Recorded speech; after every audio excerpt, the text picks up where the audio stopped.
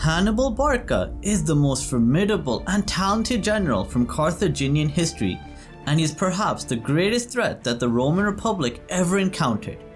With his audacious crossing of the Alps and his crushing victories over Rome during the Second Punic War, making him one of the most renowned generals in world history.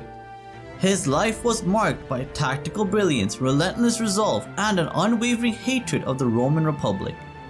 However though, despite years of military campaigns and a decades-long enmity with Rome, Hannibal's death did not come amid the clash of steel on a battlefield, nor in the dignified twilight of old age, but alone, hunted and betrayed in exile. So how exactly did this legendary figure meet such an unfortunate end? What do ancient historians such as Livy, Cornelius Nepos, and Appian reveal about Hannibal's final moments? In this video, we will uncover the tragic yet defiant final moments of Hannibal Barca, the man Rome could never fully subdue, and whose very name haunted the hearts of Roman senators till long after his death. But before we begin, don't forget, if you want to find out more about the death of some of history's greatest figures, then subscribe to my channel Historical Exit.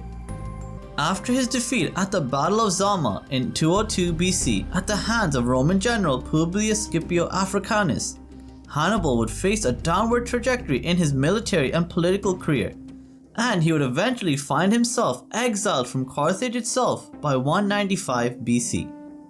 And by the early 190s BC, Hannibal Barca, once the scourge of Rome and the unchallenged master of military strategy, had become a fugitive in the eastern courts of the Hellenistic world, with Rome ensuring that all were aware of the severe repercussions that would befall any king or leader who dared provide shelter to Hannibal Barca.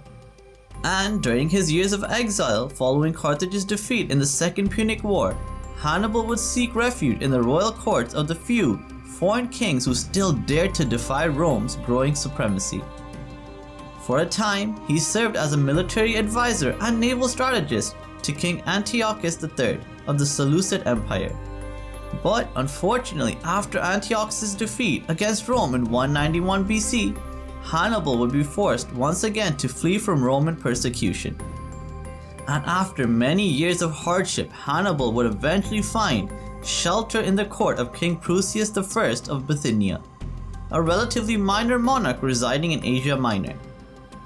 It was here in this quiet and remote corner of the Hellenistic world that Hannibal lived out his final years, still dreaming and plotting Rome's downfall, and still bitter from the years of turmoil and unnecessary suffering they had caused him.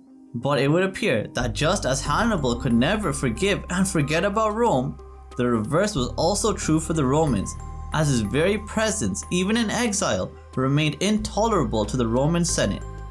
And Rome would dispatch many envoys to pressure Prusias into surrendering the Carthaginian general, and their demands would grow more forceful with each passing year.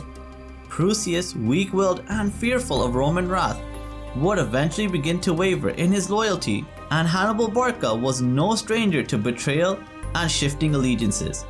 He recognized the telltale signs and made preparations for another great escape. However, the once great general, now aging and hounded across the Mediterranean, saw the noose tightening too late, and Roman soldiers had already surrounded the castle of Prusias. According to the Roman historian Livy, it was at this time that Hannibal realized escape would not be possible, and he sensed death was at last approaching.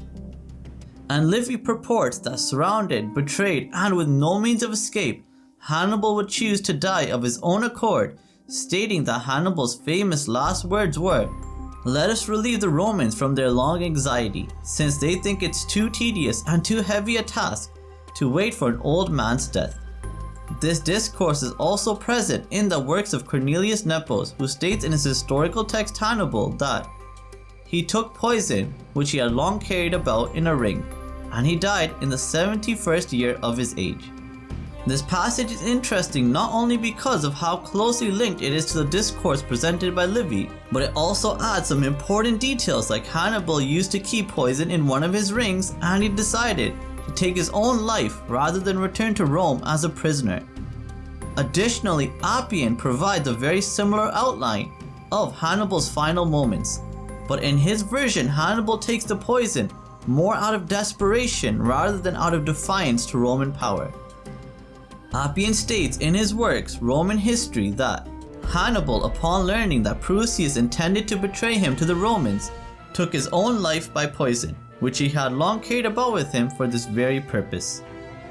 Therefore, we have 3 ancient Roman sources stating that Hannibal took his own life by ingesting poison after he was betrayed by Prusias. But there's also a second, lesser known discourse that is present in the works of Pausanias, where he argues that Hannibal's death occurred after his finger was wounded by his own sword while he was trying to mount his horse, resulting in a fever and then his death 3 days later. The exact quote is as follows: "When Flamininus the Roman was anxious to take him alive, Hannibal came to Prusias as a suppliant. Repulsed by Prusias, he jumped upon his horse, but was wounded in the finger by his drawn sword. When he had proceeded only a few stages, his wound caused a fever, and he died on the 3rd day. The place where he died is called Libissa by the Nicomedians." It is unclear where Pausanias has formalized the basis of this hypothesis, but in my opinion, if Hannibal Barca was killed by wounding himself after running away out of fear of Roman general Titus Quinctius Flamininus, then this is definitely a story the Romans would have spread far and wide, and it is something that would definitely have been mentioned in other ancient sources as well.